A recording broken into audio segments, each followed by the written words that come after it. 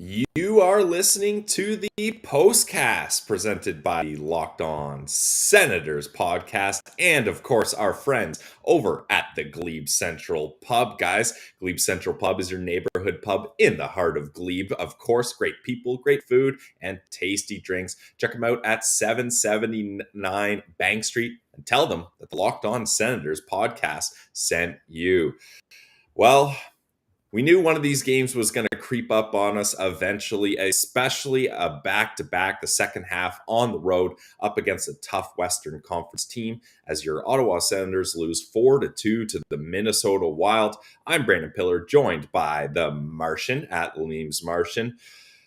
Well, how are we feeling after this one, Martian? I mean, we had a treat of riding high with the Sens for another 4-game win streak. And ironically, the last time the Sens had a 4-game win streak at the start of the season, it was the same Minnesota Wild that beat them. And I believe it was the exact same score, too. So sometimes history just repeats itself and there's nothing you can do.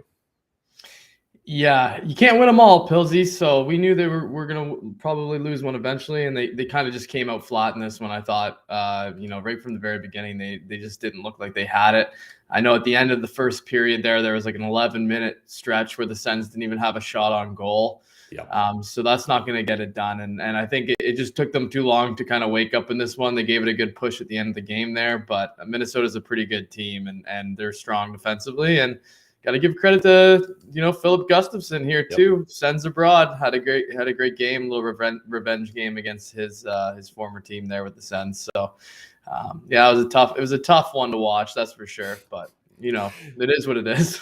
Yeah, no kidding. That was not an exciting game. On the heels of probably one of the best World Cup soccer games ever, and then you get a stinker like this for the Ottawa Senators. But you mentioned how they don't get a shot in 11-minute stretch there for a while. But I mean, the Minnesota Wild, they didn't have a shot for a 19-minute stretch. I think part of that was the second period, and then that bled into the third period. And the Ottawa Senators only scored one goal in that frame, if I'm not mistaken. So it's not like the Senators really took advantage of those periods where Minnesota Wild, they got off to a quick 3-0 start. And it just seemed like, you mentioned it, the Ottawa Senators started really flat. And like Batherson and DeBrincat, these two were connecting all game, but they just couldn't get anything going, it seemed. And it starts off, Batherson gets it to DeBrincat, and he gets a good shot, but it stopped. Then right away, the Wild bring it back into the Sens zone, and Zuccarello and Kaprizov show them how to get it done as Zuccarello finds Kaprizov in the slot for a quick shot, and it's 1-0 Forsberg. Martian, I don't know about you, but that was kind of telling to me, like, the boys don't have it today. That they almost had the exact same sequence as the Wild seconds before. They can't capitalize. The Wild come back and they get it done. I know it's a game of momentum swings when it happens like that, right? Like it's always the case where like there's a huge save on one end, and that was a great save by Gustafsson there. And then of course, as soon as it goes back the other way, that usually the next shot on net goes in. So that's what ended up happening there. I don't know. I felt like the team just didn't really like have something that they really needed to play for tonight. I think that like if they would have put Talbot, and I know he played yesterday, but you throw Talbot back in there. I think, then it becomes a battle of the two former goalies kind of going head to head, and maybe the team's a little bit more sparked off the hop there. But I don't know what to say. Like if DeBrincat buries that chance, then it would have been 1-0 Sens instead of the other way around. It's a whole different game script when that happens. So I don't know. I don't know, Pilsy. Martian at a loss for words. Well, I'll pick you up here because DJ Smith said, and we tweeted this at Sens Central on Twitter, DJ Smith confirmed that he asked Cam Talbot which of the back-to-back games he wanted to play. And instead of Cam Talbot being like, ooh, I want to stick it to the Wild, let me play in that later game, he just says, you know what? Whatever's better for the team. And we talked about this on the show. Ross asked me, hey, Pilsy, how are you going to set up the goaltending starts for back-to-back? And he's like, I know where you're going. And I was like, oh, no, I want Cam Talbot in Detroit. And he's like, what? I thought you would want the revenge game. But the thing is, it's all about division conference points, and even further emphasize division points. And you needed those 2 points up against the Detroit Red Wings. And Cam Talbot's been the better goalie lately. So I'm glad they did what they did because, you know what? I feel like even if Talbot did play this game, the Sens just didn't have it. They weren't going to win here. Like, I'm not putting this loss on Forsberg, are you? No, not really. No, I no, definitely not. Yeah, I think it was just a matter of them not executing their offensive chances. Really, that was pretty much the game script for me with the Sens today. Yep, that's fair. So it's 1-0 after the first period. And second period, again, like DeBrincat feeds Batherson, and he's got a nice chance to start off the period. And then seconds later, it's Cat to Batherson again, and Gus stops him. And then Yep. wouldn't you know it, the Wild bring it back the other way a little later, and Kaprizov, he gets a weak shot off Forsey with the pad save, but then the rebound goes right to Sam Steele, and he slides it over to Zuccarello, who that's one of the easiest goals that the Norwegian is going to get in his career. That's a nice, easy one, and that's 2-0. Like, at that point, Marsh and I, it's doubling down on our points in the first goal. Like, you had the chances to Brinket and Batherson. You can't capitalize. The momentum's going to swing the other way, and the Wild capitalize. Yeah, that was the exact moment where I realized it was definitely not the Sens. Not happening. I was like, yeah, okay, like this is where the game's going. Yeah, I mean, when they scored 2 goals in the similar manner like that, and that just kind of tells the story of the whole game there, Pilsy. So we knew we were going to have to sit through another half of this hockey game waiting for the Sens to just kind of break our hearts as they had in the earlier stages of the season. You know, they get that little late comeback action going, and then we just know it's not going to happen. But man, Pilsy, honestly, I just am in a bad mood about this one. It was just tough to watch. So you're not going to get a whole lot of it out of me tonight. I just feel like I'm a bit of a bad postcaster right now. I'm grumpy.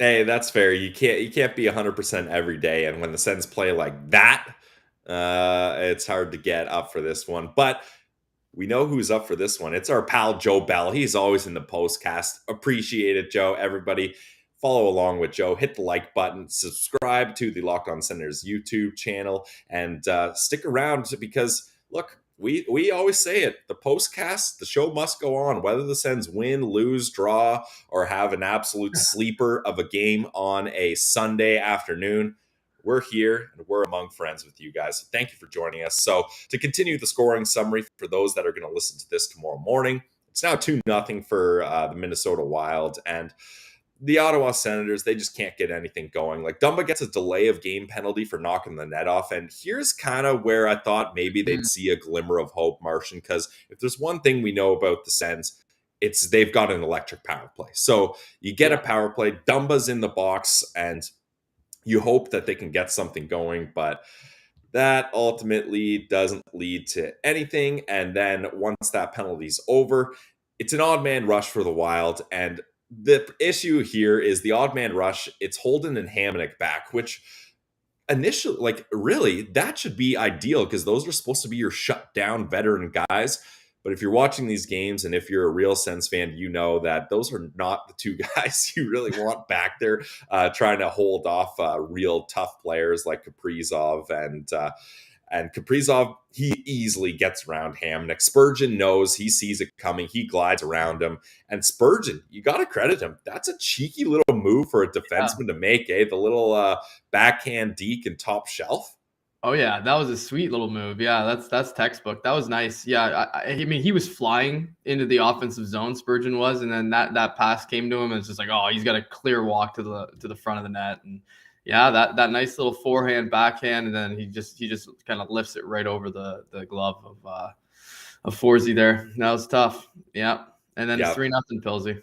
3-0, and Spurgeon, one thing we know is he's an amazing skater. Like, I think anyone that's watched him play for a while, you know, he's just such a smooth skater. And that's a set, well, I shouldn't say a set play, but he reads that play really well, seeing that Kaprizov is going to be kind of jammed behind the defenseman. So he gets right by them with his smooth strides. And there's not much either one of those guys can do. Nothing Forsey can do there either. So, yeah, we're looking at 3-0. Minnesota Wild heading into the third period. And this is where the classic, I feel like if Jack Richardson was here, he would tweet at Sens Central, what is the stat for the Sens when trailing after 2 periods? Oh, and the there it is. The TSN broadcast put it up, 0-11-1. And then the stats guy knows what he's doing. He follows it up with the Wild's record when they're leading after 2 periods, and it's 12-0-1. So Yeah. if you're thinking about heading to Bet Online to live bet Sens money line, that would not be a wise move, that's for sure. No. So the Ottawa Senators, they do try to push back here. Like, Yeah. I thought they did a decent job in the third period, at least not letting the Wild really kind of put the pedal to the metal and end this game, although it's pretty much already over at 3-0, but they don't let it fully be done. Because, yeah, like I mentioned earlier, the Wild didn't have a shot for 19 minutes during the latter half of the second and third period. So that's good puck possession by the Sens, at least. Sweet. Yeah. I mean, yeah, that's the one consolation I guess you can look at is they kind of did have a way better third period here.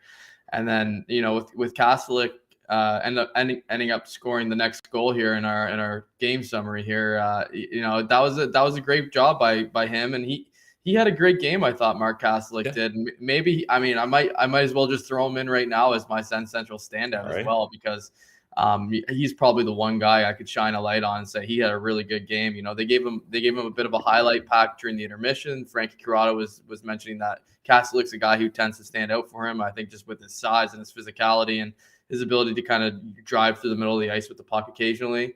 And yeah, I think, he had 2 blocks tonight that were kind of key blocks out there. He was real good. He had three hits as well.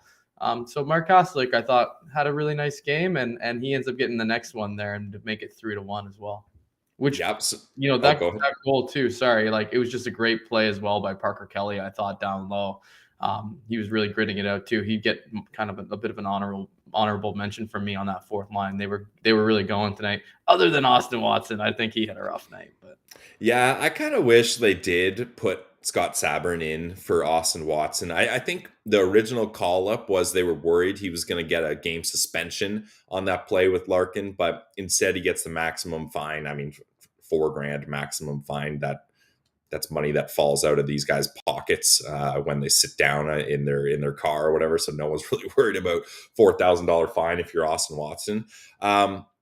I still would have liked to see Scott Sabourin, though. I'm a Scott Sabourin guy. Like, I know Ross kind of goofs on me about it, but he plays his role well. Like, he does a good job. And I would say, arguably, he's a more useful player in that role than Austin Watson is these days. No offense to Waddy. He was my player to watch for the weekend, and he did get an empty netter in Michigan. Yeah, he was much better yesterday. Michigan native. But what's going on with these bench minors that he's taking, where he's getting too aggressive with his line changes and he's getting caught 2 days in a row? That's like so weird that's happening, especially for a veteran guy like that. Like, you can't have those type of penalties go up against you when you're a fourth line guy. Yeah, he's real Ben eager to get out there. He's a little too eager. Nice. Yeah. So I mean, those are minor things. Like, when you're talking about switching your fourth line enforcer as something you could have done differently, it's not going to move the needle too much either way. But you kind of run down that goal when you talk about the forecheck, and then Cassie gets the tip. So that makes it 3-1. And that's the first shot of the period for either team. And I think at that point, though, Martian, I was able to breathe a sigh of relief, because the one thing I didn't want, and I was a Gus guy, but you don't want to get shut out by Philip Gustafsson in this game. I think that's just a bad look, especially with Pierre Dorion in the house. I thought for sure it was going to happen too. Like, that would just be that would be so sense for them to get shut out by Gus. And especially, I don't know if you saw the comments, Pilsy, from Gustafsson from before the game, where he said, he kind of took a bit of a shot at the Sens last year being with them, and saying how, like, he didn't really know what team was going to show up for him any given night. So I mean, that would have been classic for him to shut them out. He had a really good game. Awesome. I mean, we could talk about him a little bit too, but yeah, I just thought Gus was solid, man. He did his job. Yep, he was solid. And I know Ross tweeted it out from Sens Central with a bit of piss and vinegar on it. And look, I'm maybe a classic Pillsy. I'm on the more conservative part of this, but those comments didn't really upset me, because I think sometimes fans, they're like, oh, when you're a player on this team, you bleed black, gold, and red. Like, you die for this team. You love the Sens. You're a part of this franchise. No offense, I don't think Philip Gustafson was really that much of a Sens guy. Like they screwed around with his development a bunch, and not their fault, just goalie injuries, and he never really was placed in the right spot. He did Yeah. have that one hot stretch at the end of the season a couple of years ago, and that ultimately led to the Sens protecting him in the expansion draft, Philly franchise. that's pretty appropriate there. But I mean, he was kind of right. Like in Philip Gustafson's entire time here in Ottawa, you never knew what you were going to get out of this team. And they've always had a really, really poor decor. So for fans that are getting up in arms about that, I think maybe you got to take a step back and be like, well, actually, yeah. Like if you were a goalie for the Sens the Not last wrong. couple of years, you didn't exactly have the best chance to win every night. Yeah, no, he wasn't wrong. That's for sure. Yeah, I mean, we as fans, we didn't know what we were gonna get from the Sens any night, right? So yeah, I know. Right. And now you go to Minnesota, which I would say arguably one of the better defensive teams in the league and consistently good defensively for a long time. So Yeah. that makes sense for sure. So back to the scoring summary here. Nice little goalie chat there. It's 3-1. And at no point do I think the Sens are going to win this game, honestly. Like they pull the goalie and you're hoping for something good. And I like how they pulled the goalie so late though, like or so Yeah. early. I mean, it was like I think 2 might minutes as well, right? 2 minutes and 50 seconds left. Like Yeah. you kind of need all that time if you're going to get two, which they ended up getting one pretty quick, and it actually kind of made things a little interesting, right? That Claude Giroux goal off that scramble play and with the man advantage, and yeah, that was. I mean, it kind of made me open my eyes a little bit because I was getting a little sleepy during this game. Eh? Yeah. So were you honestly thinking, hey, maybe the Sens tie it up and they win it in shootout or OT, or what were your thoughts there? I mean, yeah, I think they had a decent opportunity to. Yeah, like I mean, it's only a minute and 40 seconds. It's not a whole lot of time with the 6-on-5. I don't think. Like, I mean, anything can happen, but one or two clears or they score into the empty net, which they ended up doing. I mean, then it's game over, and that happened pretty shortly after too, right? So. Yeah, no, I thought that maybe you never know. Like you maybe summon a little bit of the old pesky Sens action here, and they steal a point. At least that would have been nice. But no, I mean, realistically, I wasn't really thinking they were going to, just based on the way that they have played. But you do never know, right? That last 2 minutes was interesting. Yeah, that's the thing. They make it interesting. I'll be honest. I didn't think they had a chance even when they score that. Like, even if they brought it to overtime, I thought that would have just woken Mini up and they would have come out flying and Kaprizov would have just kept rolling here. So the Ottawa Senators, we summed up those last two goals pretty quickly there. They lose 4-2. They leave that game not very happy, but you could have left watching that game happy if you headed over to our friends over at Glebe Central Pub, because they are our presenting sponsor of the Postcast, and they got good food, good service, good vibes, good drinks. I know Martian probably is ready for a nice cold one after having to watch that, so maybe he's rushing off to the Glebe Central Pub after this. And Martian, I was taking a look at the menu. One thing I find it really hard to ignore when bars and restaurants have this on their menu. I'm a big waffle fry guy, but they up their waffle fries. You get waffle fried nachos. Like that's a great one just to split between a bunch of people. Just pick away at while you're watching the game. So there's so many more great options with our friends over at Glebe Central Pub. Check them out at 779 Bank Street and tell them that the Locked On Senators pod sent you. And keep an eye out for those shuttle games. Have your pre-drink there. Take a bus. Don't worry about drinking and driving, finding a way home. Have as many Molsons as you want at the game. You know, Leams Martian loves to crush Molsons at the game.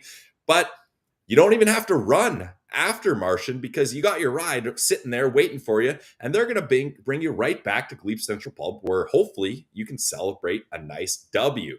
So, guys, check out our friends over at Glebe Central Pub. All right, Martian, you mentioned your Sens Central standout already, presented by the Glebe Central Pub. It was Mark Kastlick. It's kind of tough for me to pick one here because that probably would have been my guy too, as he really was kind of the only bright spot, although not a great face-off day for Mark Kastlick. I like to point that out usually, but only 33% on this one.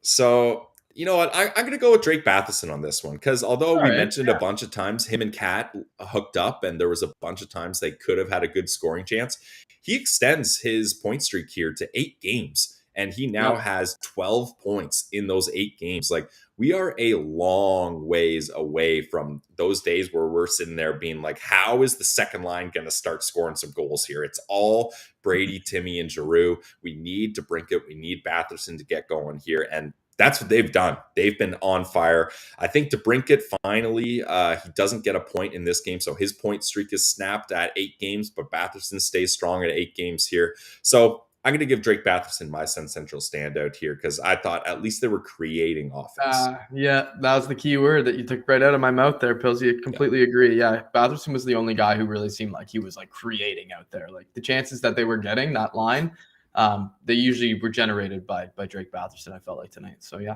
nice choice. Yeah, thank you. We're not going to do an after dark here, and I feel like we chopped up this game pretty good. A bunch of people are asking this question randomly. Pillsy needs to tell us how many chickens he has. I think Ross has overstated it. Everyone asked in the chat how many chickens Pillsy has. Well, I can tell you, I was in the barns this morning picking up chickens. Counting chickens? Yeah, counting chickens, just farming away. Yeah, and people are saying it is 60,000. I can confirm it is 60,000. I counted them myself today.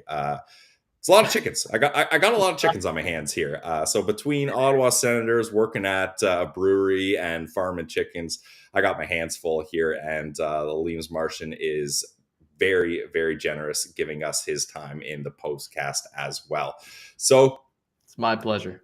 I don't know if you guys can hit us with maybe 1 or 2 questions as we wrap up here, something along the game. Hansel's checking in on you there, Martian. He's like, okay, Dad, we're going for a walk soon here, right? Yeah, dinner time for the old boy here. He's like clockwork. As soon as the clock strikes, he's ready. So yeah, if I'm even a minute late, he knows. All right. Well, you know what? We don't want to keep Hansel waiting. He's a good boy. He always has been. So we're gonna get bring. Can you tilt your camera down so we can see Hansel here? If you guys are listening to this in the morning, you're not going to be able to see the good boy that is Hansel. Look at that guy.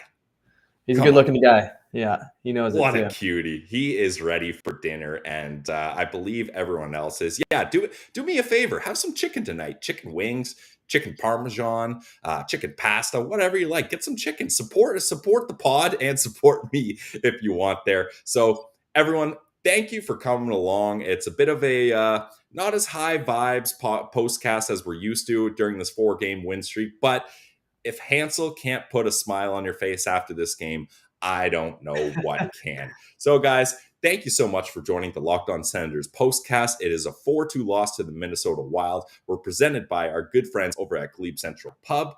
For myself, Brandon Pillar, for my guy, Leames Martian, at Leames Martian, and Hansel. We'll give Hansel a shout out here. Yeah. Thanks for listening. And we will have an episode tomorrow of the Locked On Senators podcast, wherever you get your podcasts. This has been another edition of the Postcast presented by the Locked On Senators podcast, your team every day.